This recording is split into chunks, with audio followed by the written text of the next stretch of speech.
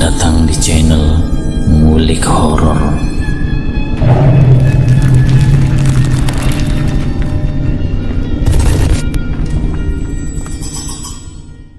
Assalamualaikum warahmatullahi wabarakatuh. Jumpa kembali di channel Ngulik Horor. Channel kami menceritakan tentang kisah-kisah misteri yang mungkin bisa menemani agan-agan dan sista semua ya. Kali ini saya akan melanjutkan kisah misteri yang berjudul Terekan Kedung Janin bagian yang kedua. Yuk tak perlu lama-lama, mari kita lanjutkan ceritanya. Harus ada penebusan. Yang masuk ke dalam kandungannya istrimu tidak cuma satu, tapi 4 sekaligus. Karena istrimu sudah berani menantang dan membuat kesalahan besar, membakar barang ritualan yang biasa digunakan sesepuh terdahulu. Lagi-lagi Rahmat tertunduk, mengingat kembali kelakuan istrinya yang sudah kelewatan batas.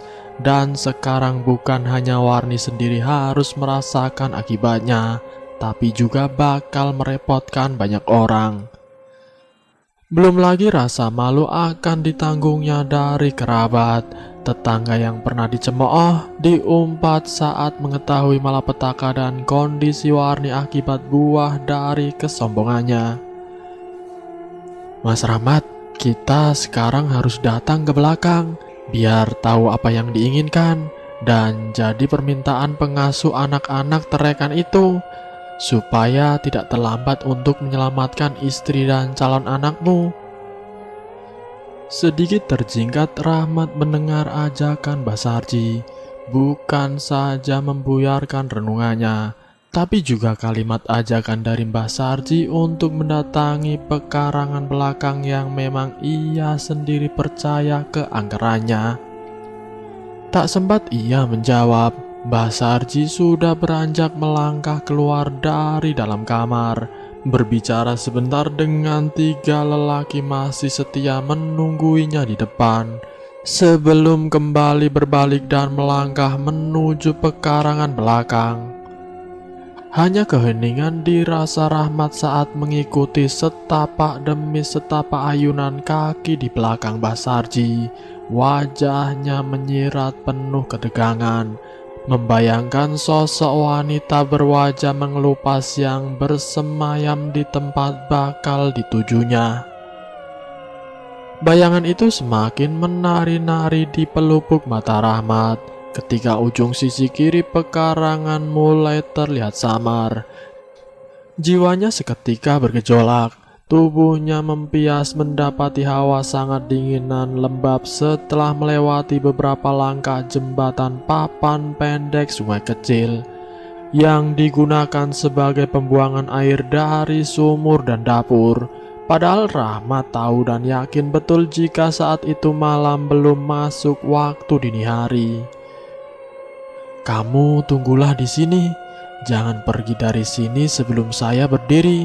Satu lagi, jangan kamu hiraukan apapun yang terlihat di depan matamu, pesan Mbah Sarji lirih saat menghentikan langkahnya, dan hanya tinggal berjarak beberapa depa dari rumpunan bambu. Rahmat mengangguk, meski diiringi tak mengerti dengan apa yang akan dilakukan Mbah Sarji. Ia baru tahu setelah tak lama Mbah Sarji duduk bersila bergumam pelan melafalkan kalimat-kalimat berbahasa Jawa kuno, tepat di depan kubangan abu hitam tempat Warni membakar tumpukan pakaian bayi. Beberapa detik, beberapa menit dilalui Rahmat dalam kungkungan rasa tercekam. Posisinya yang berdiri di belakang Mbah Sarji sesaat bergeser menyamping, menghindari sapuan angin datang tiba-tiba, membuat abu-abu hitam bekas terbakarnya kain berterbangan memutar. Tetapi di saat bersamaan Rahmat terjingkat tercekat kuat, manakala di sisinya di belakangnya terdengar suara lirih nan riuh tawa layaknya anak-anak kecil bersahutan. Belum sempat Rahmat memalingkan wajah, lagi-lagi satu hembusan angin beraroma wangi bunga kamboja menerpanya, membuat matanya terpejam sebentar sebelum kembali terbuka mendapati sosok wanita bergaun putih panjang sudah berdiri di hadapannya. Tak ada lagi yang bisa diperbuat Rahmat saat itu. Ingin rasanya ia lari meninggalkan tempat itu, namun kakinya seolah terpaku berat tanpa bisa dirinya gerakan. Detik selanjutnya Rahmat benar-benar merasakan arti dari puncak sebuah ketakutan.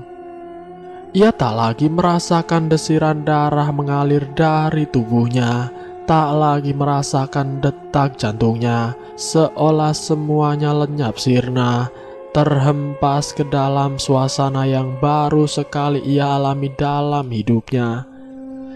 Ketakutan Rahmat tak terjeda sedikit pun. Bahkan tanpa sadar tubuhnya sudah terduduk di belakang Basarji, membuat matanya semakin jelas menatapi bocah-bocah kecil berkain sewek tertawa riang sambil mengitari dirinya dan Basarji. Rahmat mencoba untuk memejamkan matanya, menghindari tatapan nyalang dari sosok wanita berkulit mengelupas dan berlendir. Namun sayang kelopak matanya dirasa seperti anggota tubuh lainnya, kaku dan berat, membuatnya mau tak mau harus terus melihat kengerian dari semua makhluk yang ada di tempat ini hingga beberapa lamanya. Plak, satu kelegaan sebentar menggurat di wajah Rahmat ketika sebuah tamparan sedikit keras dari Basarji mendarat di keningnya. Sebab di saat bersamaan mata Rahmat tak lagi melihat sosok mengerikan dari bocah-bocah kecil maupun wanita berkulit mengelupas. Sudah selesai, ayo pulang. Rahmat belum mampu menjawab. Ia hanya menuruti tangan Basarji yang menarik dan memapahnya berjalan meninggalkan tempat itu. Baru setelah sampai di dalam rumah dan menghabiskan segelas air putih pemberian Basarji, sedikit demi sedikit kesadaran Rahmat pulih sedia kala.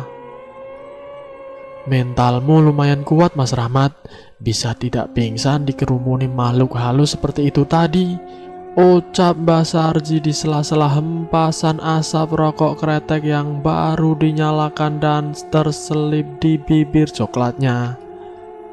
Terus bagaimana istri serta kandungannya, Mbah? Tanya Rahmat tersadar akan tujuan utama dirinya mengikuti Basarji. Syaratnya sedikit berat, Mas. Kamu harus keluar biaya lumayan banyak supaya bocah terekan yang ada di dalam kandungan istrimu mau keluar dan calon anakmu bisa selamat, sahut Basarji menjelaskan. Tidak apa-apa, Mbah. Berapapun saya bayar, asal istri dan anakku bisa sehat selamat, ujar Rahmat menyanggupinya. Tidak karena bayarannya, Mas. Itu semua bukan untuk saya, tapi untuk membelikan perlengkapan ritual upacara khitanan anak-anak terekan yang lelaki. Terus banyak yang harus dilakukan sekeluargamu sebelumnya. Kamu sekeluarga harus membuat syukuran memakai cara adat kampung di sini. Karena rumah sekaligus tanah pekarangannya ini dulu bukan tempat biasa. Tidak sedikit yang menggugurkan kandungan sebelum berumur 4 bulan di rumah ini, dibuang ke pekarangan belakang tanpa dirawat sewajarnya. Makanya dinamakan sumber janin buangan. Ramai pagi itu suasana di kediaman Rahmat. Dirinya yang setuju dengan semua saran Basarji, mengabari hampir seluruh keluarga besarnya dan juga mertuanya. Isak tangis sejenak menghiasi dalam rumah, terutama dari Mbok Ngah, melihat Warni yang belum juga sadarkan diri. Namun itu tak lama, karena Rahmat sendiri segera menjelaskan maksud tujuannya mengumpulkan hampir seluruh keluarganya. Tak ada penolakan dari pihak keluarga manapun saat Rahmat mengutarakan beberapa persyaratan dari Basarji demi menyelamatkan Warni dan calon anaknya. Bahkan beberapa dari saudaranya seketika itu bersama-sama membantu Rahmat mencari kelengkapan syarat guna sebuah ritual pembebasan jiwa Warni. Sedikit kesulitan saat itu mencari persyaratan terutama yang dianggap paling vital. Namun beruntung tak sampai sore hari semua yang dibutuhkan Mbah Sarji terpenuhi. Keramaian kembali terlihat di rumah Rahmat setelah jeda beberapa puluh menit dari suara azan Isya berkumandang, tepatnya selepas melakukan satu kewajiban 4 rakaat bagi yang menjalankan. Tak lama kemudian lantunan bait-bait kalimat suci terdengar bergerumu di dalam rumah Rahmat yang dibaca dari beberapa puluh lelaki tua dan muda dengan dipimpin seorang lelaki setengah baya bersorban. Tenang meneduhkan suasana saat itu dalam rumah Rahmat, namun hal sebaliknya justru terjadi di dalam sebuah kamar di mana di atas ranjang bertilam kain lembut, sebujur tubuh Warni masih tergolek dan terpejam. Tak jauh dari ranjang, atau tepatnya di sisi sebelah kiri, seorang lelaki tua berkopiah lusuh tampak tengah duduk bersila menghadap 4 mangkok berisi bubur warna-warni, juga 4 buah kelapa hijau yang sudah terbuka di bagian atas. Bukan hanya itu, 4 butir telur juga terlihat menghias di tengah lingkaran aneka makanan tradisional yang disusun memutar, berlaman masing-masing selembar kain putih. Sedang di ujung ranjang di kolong bawah selonjoran kaki Warni, terongok cawan besar berisi darah merah kehitaman mengental dari seekor kambing berbulu hitam yang menjadi salah satu sarana bagi Mbah Sarji. Hawa sedikit panas dirasakan Mbah Sarji, membuat buliran-buliran keringat keluar dari pori-pori kulit merembes hingga membasahi baju dombornya.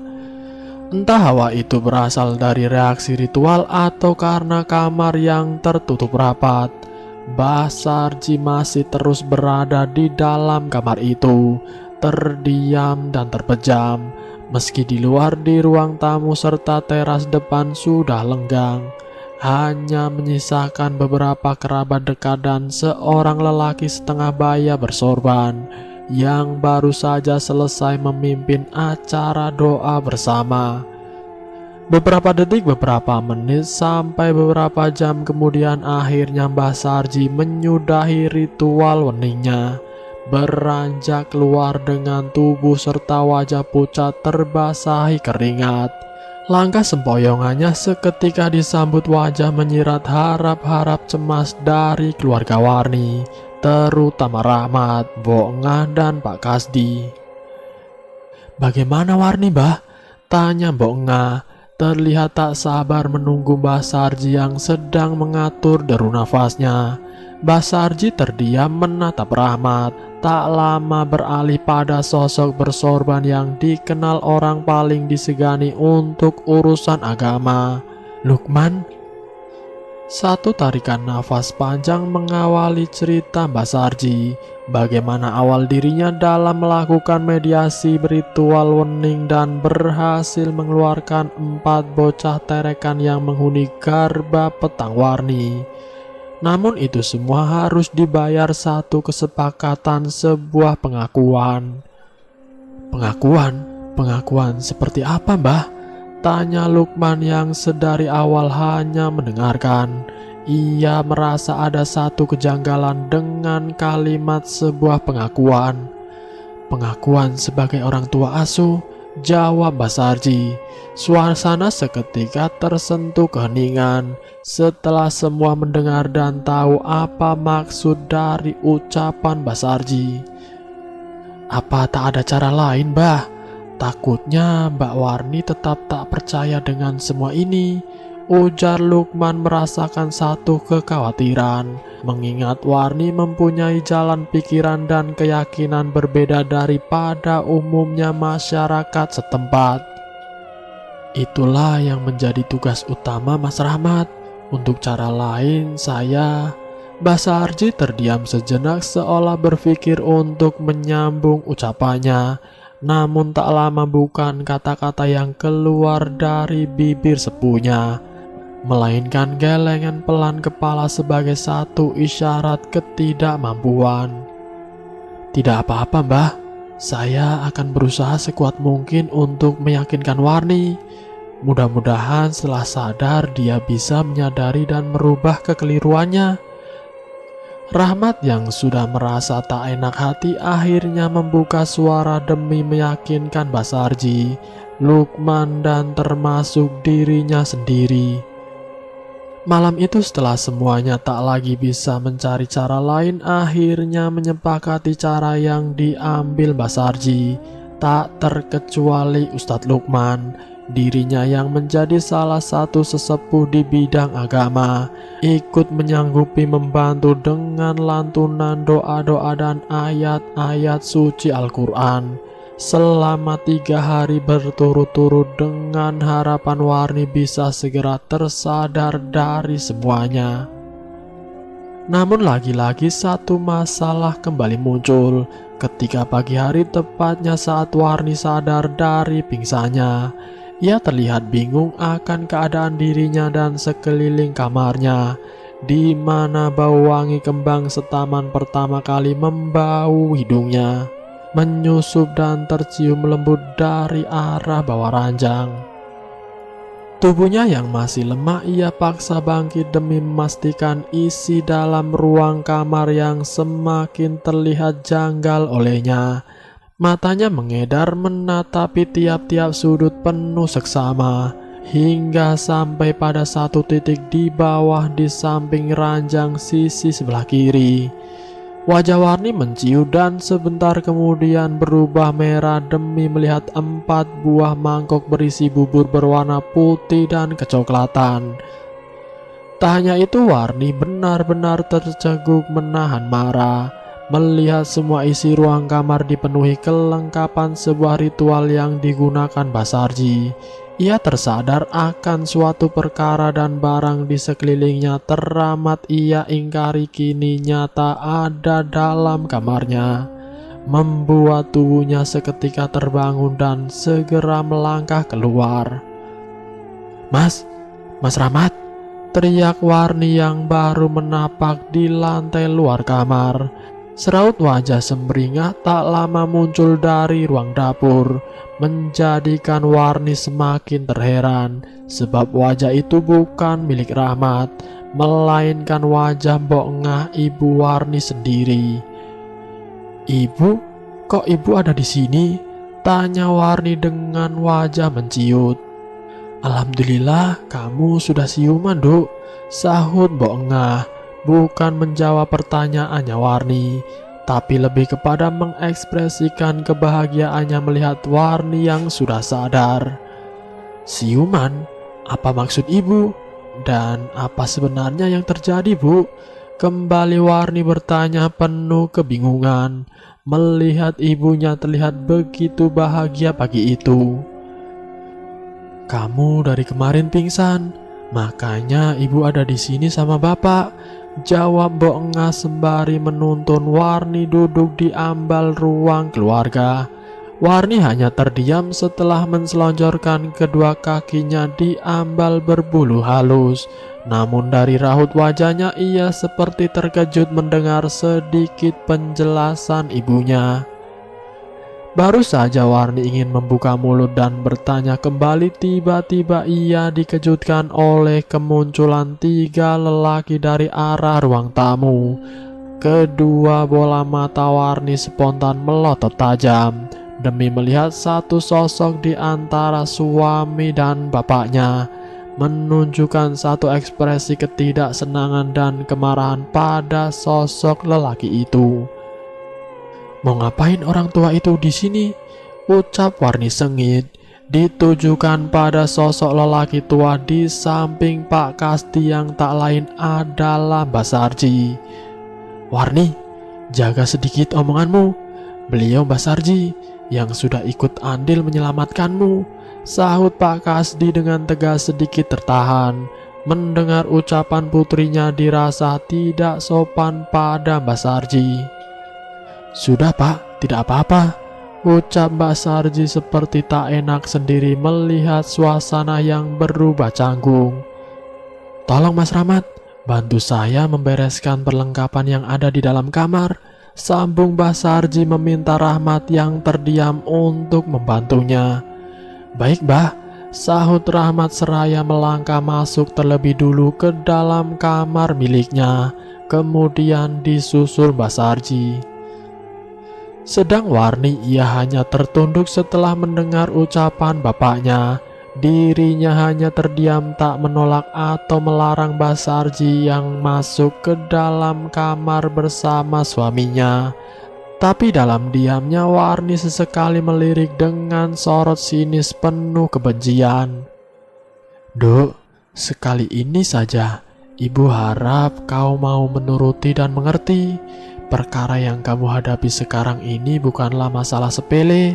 Ini menyangkut keselamatan dan juga bayi dalam kandunganmu," ucap Mbok Ngah, memecah perasaan canggung antara Warni dan Pak Kasdi yang masih sama-sama tercenung. Tidak ada sahutan. Warni masih tertunduk meski ia mendengar penuturan ibunya. Entah apa yang ada dalam pikirannya saat itu, hingga membuatnya sama sekali tak menyahuti perkataan Mbok Ngah yang terus berucap memberi nasihat dengan lembut. Mbok Ngah baru berhenti berkata ketika Rahmat dan Mbah Sarji keluar dari kamar, ikut mendengarkan sebentar pesan-pesan dari Mbah Sarji, dan melihat tangan sosok tua itu memberikan 2 botol air bening kepada Rahmat sebelum akhirnya sosok Mbah Sarji berpamitan. "Dek, ini kamu minum separuh, dan separuhnya lagi kamu usapkan pada kandunganmu," pinta Rahmat sembari menyodorkan salah satu botol berisi air sepeninggalan Mbah Sarji. "Untuk apa Mas? Dan ini air apa?" jawab Warni sambil menerima botol berukuran sedang dari tangan suaminya. "Ini air sudah didoakan oleh Pak Lukman untuk memagari kamu dan bayi dalam kandunganmu," jawab Rahmat. "Mas, aku ini cuma kecapean saja. Aku gak apa-apa. Mas lihat sendiri kan, kalau aku dan kandunganku baik-baik saja. Mending Mas Rahmat panggilin bidan atau dokter kandungan saja deh, daripada harus percaya dengan yang beginian, apalagi sama Pak Tua tadi." Lagi-lagi Rahmat, Mbok Ngah dan Pak Kasdi dibuat tercengang dengan apa yang diucapkan Warni. Mereka terlihat saling pandang, tak menduga jika Warni belum juga tersadar setelah pingsan begitu lama akibat perbuatannya sendiri. "Dek, aku mohon, sekali ini saja kamu mau mendengar dan mengesampingkan ketidakpercayaanmu terhadap hal mistis atau apapun. Ini kamu anggap saja air biasa dari seorang ustadz," ucap Rahmat pelan dan berharap Warni mau berubah pikiran.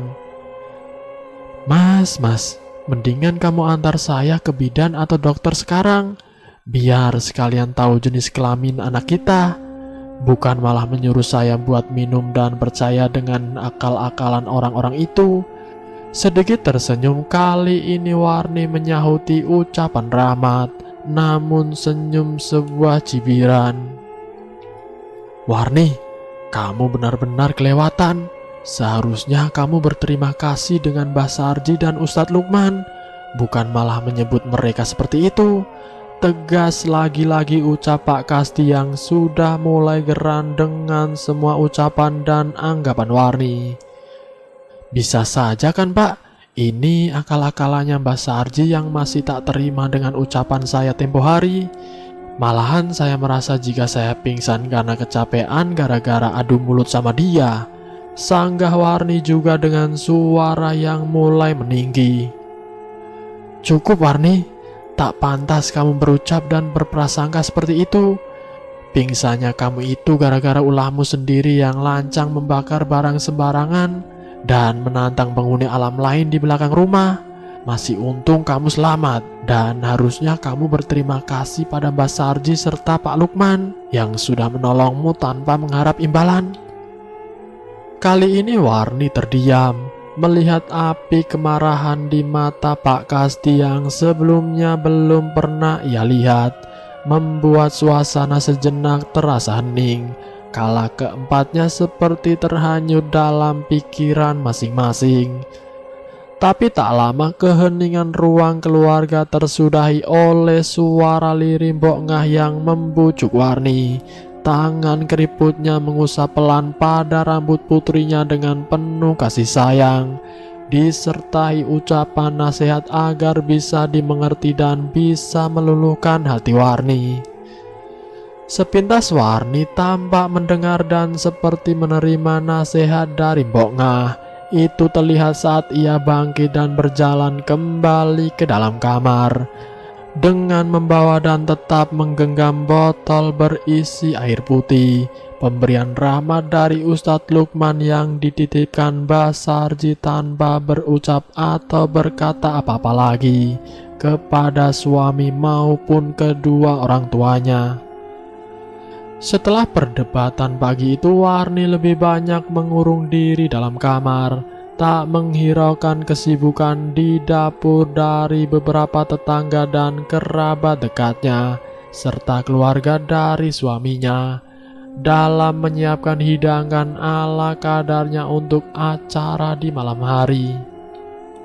Ia bahkan mengacukan Mbah Sarji yang tiap malam selalu masuk ditemani Rahmat ke dalam kamar, guna menyusun 4 mangkuk berisi bubur dan 4 kelapa muda hijau tertumbang masing-masing sebuah telur di atasnya selama 3 hari berturut-turut. Tepat di hari keempat atau setelah Mbah Sarji dan Ustadz Lukman mengakhiri seluruh acara di rumah Rahmat, suasana rumah Rahmat kembali sunyi.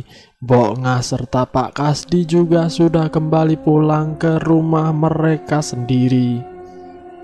Pulang dengan membawa harapan keselamatan dan tak terulangnya kembali kejadian yang hampir merenggut nyawa putri serta calon cucu mereka selepas beberapa hari acara digelar. Kehidupan Warni dan Rahmat sementara waktu normal seperti sedia kala. Rahmat sendiri tak lagi merasakan hal ganjil atau sesuatu janggal dalam diri Warni. Istri yang selalu menampik adanya hal gaib atau apapun, setelah acara itu sekilas terlihat berubah di matanya, membuatnya merasa tenang saat dirinya bekerja dan meninggalkan sendiri di rumah. Namun semua itu tidak bertahan lama, berawal dari kecurigaannya di waktu sore hari saat ia baru saja pulang kerja. Mendapati suara samar percakapan di dalam kamar. Rahmat terheran, terpaku sebentar di ruang keluarga, menajamkan pendengarannya untuk memastikan suara wanita tua yang menjadi lawan bicara istrinya. Rasa penasaran yang semakin menguat akhirnya memaksa kaki Rahmat untuk berayun mendekati dan masuk ke dalam kamar. Setelah ucapan salam dari bibirnya terlebih dahulu mengawali. Sedikit terperanjat Rahmat melihat seorang wanita tua berambut putih rata, bertapi jarik batik putih tengah berdiri di samping istrinya sambil kedua tangannya tertumpu mengelus perlahan perut buncit Warni. Rahmat merasakan hal berbeda ketika tatapan matanya beradu pandang dengan sosok wanita tua yang tertiba saja menoleh. Ada kengerian dari sorot matanya yang tajam, membuat Rahmat sedikit takut dan cepat-cepat mengalihkan pandangannya. "Mas, baru pulang," sapa Warni saat menyadari kehadiran suaminya. "Oh iya mbah, ini suami saya, Mas Rahmat," sambung Warni memperkenalkan Rahmat pada sosok wanita tua di sampingnya. Rahmat hanya membisu dan tetap terpaku kala sosok wanita tua itu lagi-lagi menatapnya sembari tersenyum. atau tepatnya menyeringai, menambah semakin kuat rasa takut dalam benaknya. "Ini Mbah Sulak, Mas. Beliau tukang urut yang biasa memijat wanita hamil di kampung ini." Kembali Warni menyambung ucapannya, dan kali ini ia memperkenalkan sosok wanita tua yang dirinya sebut sebagai Mbah Sulak. Rahmat hanya mengangguk pelan. Bibirnya masih terasa keluh melihat seringaian terus saja menghias dari bibir Mbah Sulak. Hingga akhirnya Rahmat yang merasakan suasana hati dan pikiran semakin tak enak, memutuskan untuk keluar kamar.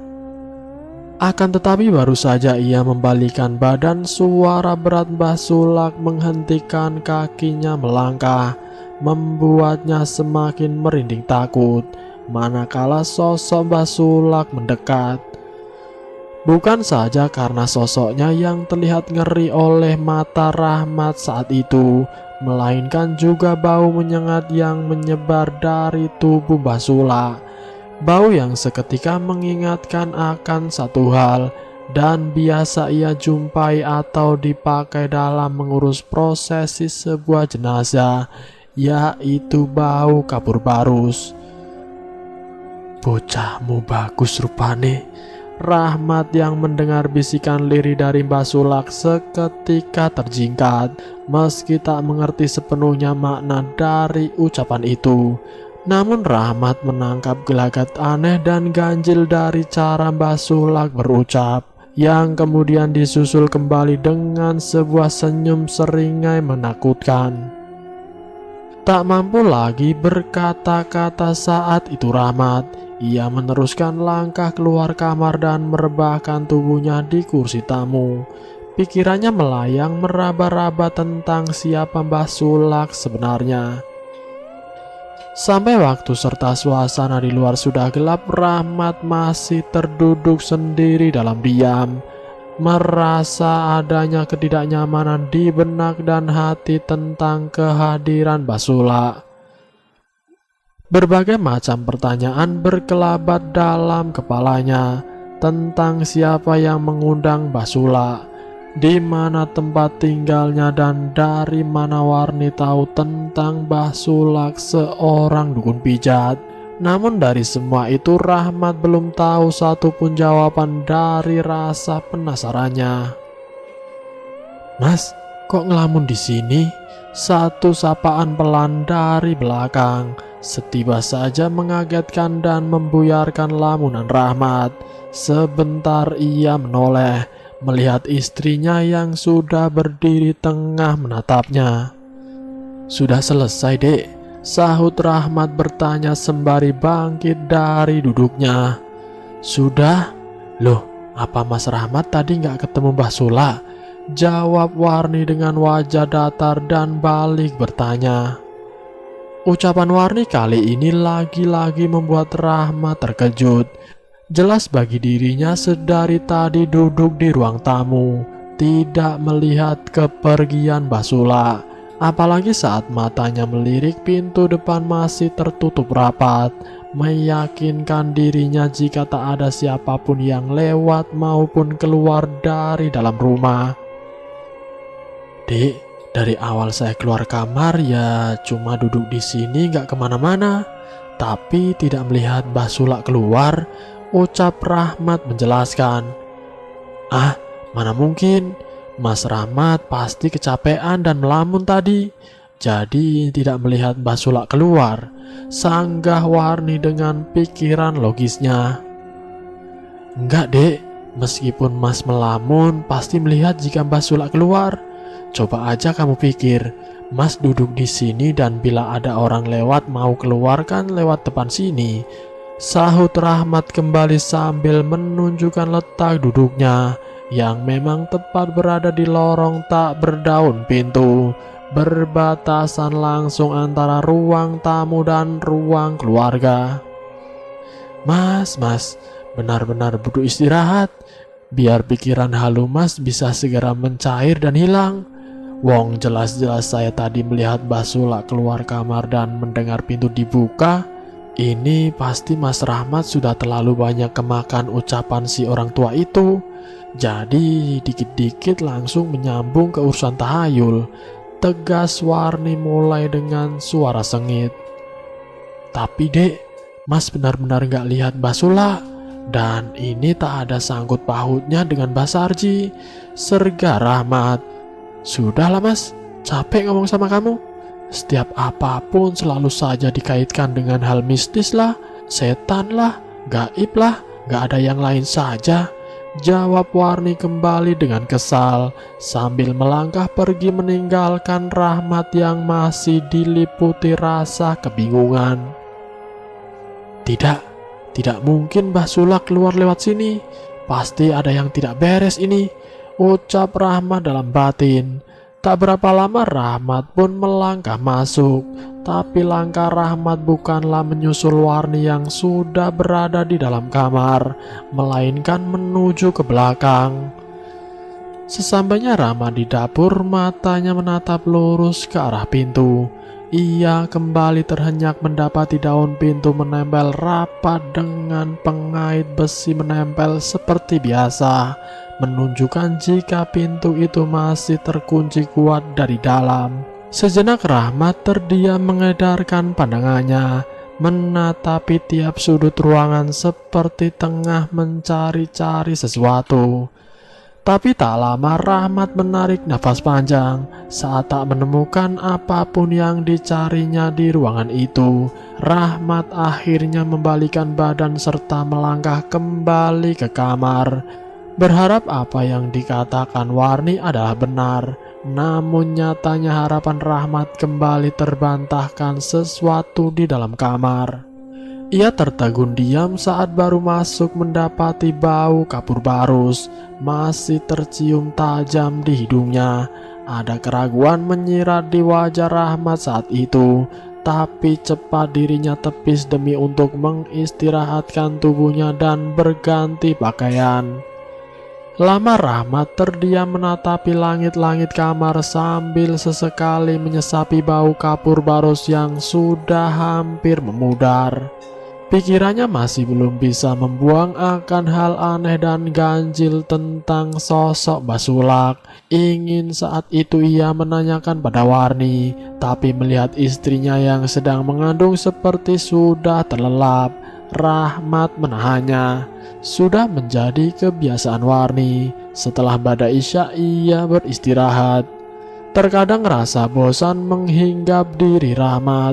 Ingin rasanya ia keluar rumah dan membaur dengan warga sekitar. Namun keinginannya itu selalu mendapat tentangan dari Warni, membuatnya harus bersabar dan mengalah. Meski sering mendapat dan mendengar sindiran dari beberapa teman serta tetangganya. Semakin lama Rahmat larut dalam ayunan keheningan di dalam rumah, dan juga bau kapur barus yang sudah menghilang membuat matanya mulai redup dalam kelegaan. Sampai akhirnya Rahmat tertidur, benar-benar tertidur dengan pulasnya. Akan tetapi beberapa jam kemudian lagi-lagi Rahmat terjaga, terkejut dengan suara derit pintu depan seperti tengah dibuka. Lalu tak lama disusul derap langkah kaki yang menuju ke ruang belakang, membuat Rahmat seketika terjingkat bangkit dari pembaringan. Pelan dan berjinjit langkah Rahmat saat itu, sebab dalam benaknya membesit satu pikiran jika yang masuk adalah seseorang dengan maksud tujuan tidak baik. Setapak demi setapak langkah hati-hati Rahmat mengikuti suara menuju ruang dapur, mencoba sedekat mungkin untuk mengetahui siapa yang telah lancang masuk ke dalam rumahnya di waktu larut.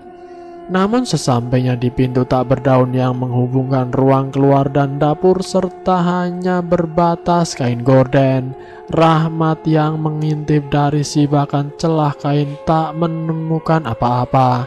Rahmat terdiam membisu sambil terus mengitari ruang dapur dengan kedua bola matanya.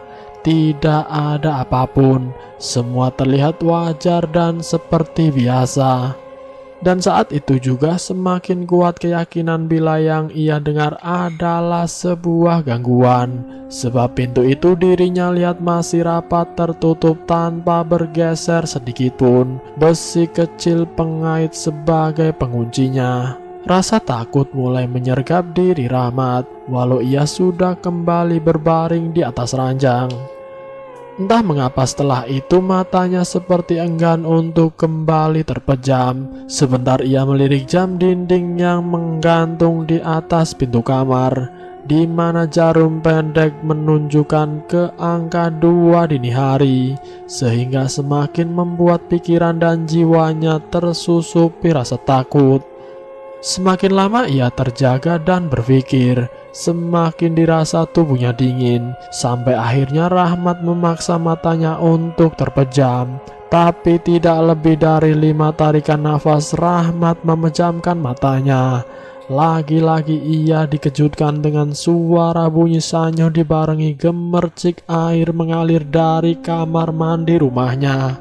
Sempat terheran Rahmat kala itu, selain juga merasakan ketakutan saat menerka bila itu adalah lanjutan dari gangguan tadi.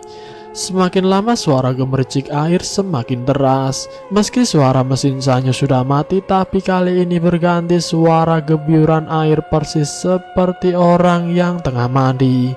Rasa penasaran yang begitu kuat akhirnya mengalahkan rasa takut dalam diri Rahmat, membuatnya bangkit dan kembali melangkah keluar kamar menuju dapur untuk kedua kalinya.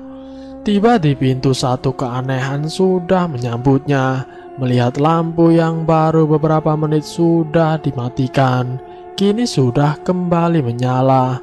Ingin Rahmat saat itu meninggalkan ruang dapur yang sudah membuat tubuhnya merinding. Tapi entah mengapa Rahmat mendadak seperti merasakan satu ketakutan yang tidak bisa ia tolak, menarik kakinya untuk menapak di lantai dapur. Perlahan kaki Rahmat mengayun pelan menuju kamar mandi yang masih terdengar samar suara gemercik air. Namun sesampainya Rahmat di kamar mandi, berkulah wajahnya berubah pias dengan mata setengah melotot. Melihat kulah berisi penuh air dalam kondisi tenang. Terlebih ketika Rahmat mengalihkan pandangannya ke bawah. Tepatnya di lantai ia tak melihat setetes air pun yang membasahi. Ketakutan Rahmat benar-benar mencuat. Jiwanya tercekat hebat saat tanpa sengaja menatap ke arah dinding. Dengan beberapa paku tertancap biasa dirinya gunakan untuk menggantung handuk. Terlihat jelas seikat rambut putih panjang tersampir. Tak hanya itu, dari rambut yang tergerai terjuntai ke bawah, Rahmat menangkap aroma kapur barus teramat pekat, sampai membuat dadanya terasa sesak dan nyeri. Rahmat cepat-cepat membalingkan badan, melangkah terburu seirama degup jantungnya yang sudah tak beraturan. Sesampainya ia di kamar, segera menyelimuti seluruh tubuhnya, membiarkan keringat dingin yang membasahi tubuh dan pakaiannya, mengabaikan suara lirih dan samar dari kamar mandi. Lagi-lagi terdengar layaknya orang tengah mandi sembari bersenandung kecil. Malam itu adalah awal dari puncak semua kejadian pilu yang merenggut harapan kebahagiaannya. Tak bisa ditolak ataupun dirinya cegah. Di hari kedua sama persis di waktu yang sama, saat fajar mulai meredup, Rahmat yang baru pulang dari mencari nafkah kembali mendapati istrinya tengah dipijat oleh sosok Mbak Sula. Keanehan dan kejanggalan sudah Rahmat rasakan dari tatapan dan bau kapur baru sosok tua Mbak Sulak yang sedang mengelus pelan bagian perut Warni. Rahmat hanya diam, tak mampu ia bersitatap lama. Tak sanggup dadanya menampung aroma kapur barus yang menyengat, membuatnya memilih untuk keluar dari kamar dengan iringan seringai kecil yang selalu keluar dari bibir tua. dengan iringan seringai kecil yang selalu keluar dari bibir tua Mbah Sulak bila melihat dirinya. Tapi sore itu Rahmat mempunyai pikiran lain. Ia mencoba membangun keberanian guna menjawab rasa penasaran serta ingin mengetahui siapa sosok Mbah Sulak sebenarnya. Rahmat saat itu duduk menunggu tepat di sisi kiri pintu lorong bersekat kain gorden berenda bunga. Setelah sebelumnya sengaja menggeser letak kursi untuk tujuan memudahkan dirinya melihat jelas ke arah pintu kamar. Semenit 2 menit sampai puluhan menit Rahmat menunggu. Akhirnya yang ia tunggu pun muncul. Mbah Sulak dengan tubuh sedikit membungkuk melangkah pelan keluar dari dalam kamar. Matanya seketika menyorot tajam melihat Rahmat yang duduk dan juga tengah memandang dirinya. Seperti tahu bila Rahmat sengaja menunggu. Sebentar mereka berada pandang untuk kesekian kali. Lalu tak lama Rahmat bangkit dan selangkah maju mendekat. "Mari Mbah, saya antar pulang," ucap Rahmat sedikit menekan rasa takut kala mencoba menawarkan diri untuk mengantar sosok Mbah Sulak. "Tidak usah, saya bisa pulang sendiri," sahut Mbah Sulak dengan suara berat sedikit serak. "Hari sudah gelap Mbah, biar lebih cepat Mbah sampai di rumah," kembali Rahmat menawarkan diri, berharap jika Mbah Sulak bersedia dirinya diantar dan menjadi jawaban atas rasa penasarannya. Kali ini Mbah Sulak hanya terdiam. Mata tuanya semakin menyorot tajam, seperti ada sesuatu dirinya tak sukai dari kalimat yang diungkapkan Rahmat. Sebentar sosok Mbah Sulak melangkah lebih mendekat ke arah Rahmat dan berhenti tepat di sisi kanan Rahmat, membuat jantung Rahmat mendadak berdegup kencang saat merasakan hawa berada dari sosok tua bertopi jarik yang kini di sampingnya. Selain bau kapur barus yang tajam menyebar dari tubuh berkulit penuh kerutan. "Rumahku tak jauh dari sini dan cucu saya sudah menunggu untuk menjemput. Jadi kamu tak perlu mengantar," bisik lirih Mbah Sulak di telinga kanan Rahmat. Antara kaget dan takut saat itu dirasa Rahmat, meski suara Mbah Sulak pelan masuk ke dalam gendang telinganya. Tapi makna dari kalimat itu janggal dan langsung membuat merinding tubuhnya. "Saya permisi dulu, besok saya datang lagi," ucap Mbah Sulak kembali masih lirih. Sebelum senyum sinis di sudut bibir mengawali tubuh bungkuknya berbalik dan melangkah pelan menuju pintu belakang. Rahmat semakin terpaku menyaksikan kepergian Mbah Sulak lewat belakang, bukan lewat pintu depan sebagaimana umumnya seorang tamu. Seketika rasa penasaran menggelanyuti benak Rahmat demi keingintahuan kemana lagi arah Mbah Sulak selepas dari rumahnya. Saat itu juga Rahmat mengikuti langkah Mbah Sulak, mengabaikan suara Warni yang beberapa kali memanggil namanya. Dingin dirasa Rahmat saat baru menapak lantai ruang keluarga, walau ia tahu waktu memang telah petang. Sesudah beberapa menit lalu telinganya mendengar iqomah sebagai tanda masuknya waktu sholat maghrib berjamaah. Namun kali ini rasa dingin yang menjalari sekujur tubuh terasa lain dari hari biasanya. Rahmat terus saja melangkah sedikit berjinjit, meski ada beberapa hal janggal sudah menyambutnya. Namun tidak ia pedulikan. Ia baru berhenti terdiam kaku mematung saat melihat Mbah Sulak sudah berada di ambang pintu belakang. Seringai tajam sesaat menghias dari bibir Mbah Sulak kepada Rahmat sebelum kakinya melangkah keluar. Tepat di saat itu satu pemandangan di luar seketika membuat tubuh Rahmat gemetar. Jelas, sangat jelas mata Rahmat melihat beberapa sosok anak kecil berkain sewek menyambut dan menggandeng tangan Mbah Sula. Sosok-sosok itu terlihat riang, mengerubung dan berlarian mengelilingi tubuh Mbah Sula, layaknya cucu yang bermanja pada neneknya. Kini Rahmat yakin dengan firasatnya tentang siapa sebenarnya sosok Mbah Sulak. Keyakinan itu semakin menguat dalam diri Rahmat, manakala ia memberanikan diri mendekat ke arah pintu dan mendapati sosok Mbah Sulak diiringi puluhan anak kecil melangkah lurus menuju ke belakang rumah. Suasana yang gelap memendekkan jarak pandang mata Rahmat, sehingga hanya bisa melihat sampai pada tempat yang terkena sebaran cahaya lampu dari sudut kanan. Namun dari situ Rahmat tahu, Rahmat mengerti arah kemana Mbah Sulak berjalan dan menghilang. Dari situ juga Rahmat mengetahui sosok Mbah Sulak yang tiba-tiba berubah wujud menjadi sosok wanita cantik, bergaun putih lusuh dengan rambut terjuntai memanjang sampai menyapu tanah, membuat dirinya langsung bergidik ngeri penuh ketakutan. "Mas, kamu ngapain di situ?" Rahmat terjingat kaget mendengar suara Warni dari arah belakang.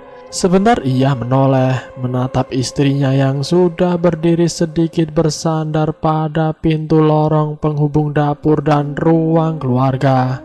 "Gak apa-apa, Dek," sahut Rahmat mencoba menutupi ketakutannya.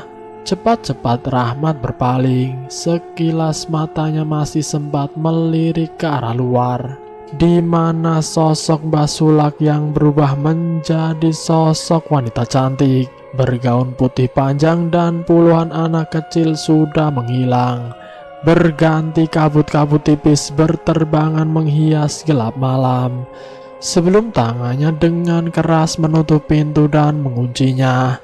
Rahmat segera beranjak dari ruang dapur, menghampiri Warni yang memasang wajah menciut, dan langsung menarik pelan membawanya ke dalam kamar. "Aduh, apa sih Mas? Kok semakin aneh saja kamu ini?" tanya Warni sesampainya di dalam kamar. "Dek, ini benar-benar bahaya. Aku harus menemui Mbah Sarji dan Pak Lukman malam ini juga," jawab Rahmat dengan panik. "Bahaya? Bahaya kenapa Mas? Apanya yang bahaya?" tanya Warni dengan raut heran. Namun tak lama wajah Warni kembali berubah sebelum Rahmat sempat menjawab. "Jangan kamu bilang ini ada urusannya dengan hal tahayul hingga kamu mau menemui orang tua itu." "Tidak Mas, aku tidak izinkan kamu pergi, apalagi cuma untuk menemui orang tua dan ustadz itu," sambung Warni tegas dan sengit.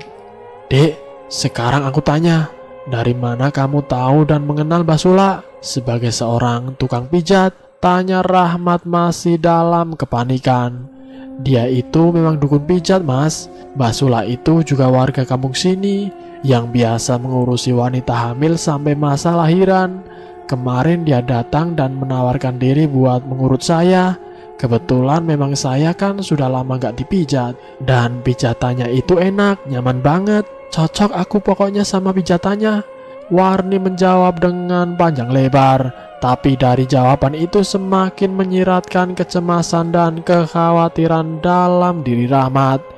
"Tidak Dek, besok kalau dia datang lagi kamu harus menolaknya. Dia itu bukan manusia. Mbah Sulak itu sosok wanita yang Mas lihat beberapa kali di belakang rumah. Dia bukanlah manusia," sahut Rahmat menjelaskan tentang apa yang sudah benar-benar ia saksikan sendiri beberapa menit lalu. "Mas, coba deh Mas Rahmat sekali-kali berpikir secara logis. Jangan mudah percaya dengan hal-hal seperti itu, apalagi berdasarkan ocehan orang tua itu." Lagi-lagi sangkalan keluar dari mulut Warni mendengar ucapan dari suaminya. "Kali ini tolong kamu percaya Dek. Mas tadi lihat sendiri jika Mbah Sulak berubah menjadi sosok wanita yang pernah Mas lihat sebelumnya. Dan rumah Mbah Sula itu di belakang rumah kita ini. Makanya Mas mau menemui Mbah Sarji dan Ustadz Lukman yang tahu dengan hal-hal seperti ini. Terang Rahmat yang masih ngotot dan berusaha menyakini Warni. Terserah apa kata kamu, Mas. Aku tetap tidak percaya dengan semua itu. Aku yakin Mas Rahmat terlalu banyak berhalusinasi dan kemakan cerita dari orang tua itu. Mas mau anggap manusia atau bukan Mbah Sula itu terserah Mas Rahmat. Tapi aku tetap tidak mengizinkan Mas Rahmat keluar dan menemui orang tua maupun Ustadz itu. Titik.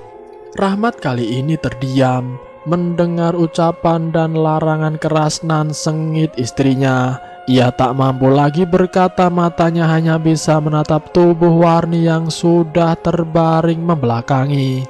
Pikiran Rahmat seketika melayang penuh kecemasan, kekhawatiran dan ketakutan. Kala bayangan sosok Mbah Sulak menari-nari di pelupuk mata, seolah tengah tersenyum penuh kemenangan atas kegagalan sekian kalinya menyakini istrinya sendiri. Lunglai tubuh Rahmat terduduk di tepian ranjang, dan tak lama ia pun terpaksa ikut berbaring di samping Warni.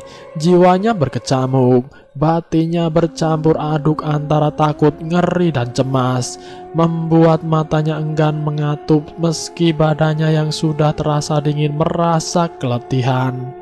Setelah sehari penuh berkecimpung melaksanakan tugas dan kewajiban seorang laki-laki dalam mencari nafkah.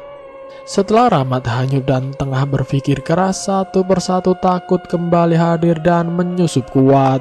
Saat tiba-tiba saja hidungnya membau satu aroma wangi yang tidak asing. Hingga semakin lama aroma wangi itu semakin menguat di dalam kamar, membuat bulu-bulu halus di sekujur tubuhnya berdiri meremang. Tak sampai di situ, perasaan takut dalam diri Rahmat semakin menjadi-jadi ketika dirinya merasa ada sepasang mata tengah menatapi.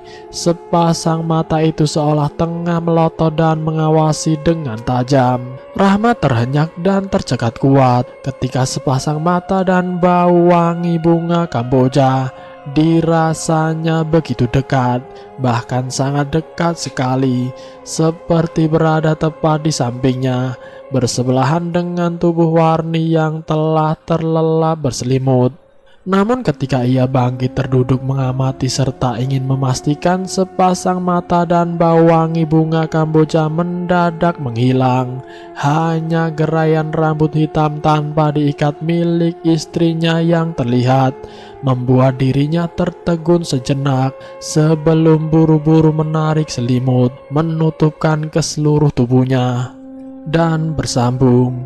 Itulah kisah misteri yang berjudul Terekan Kedung Janin bagian yang kedua. Nanti jika ada kesempatan saya akan lanjutkan ke bagian berikutnya. Terima kasih sudah mampir di channel kami. Jika kalian tertarik dengan video kami, silahkan tekan tombol like, share, dan komen. Tekan subscribe untuk mengikuti video kami selanjutnya. Wassalamualaikum warahmatullahi wabarakatuh.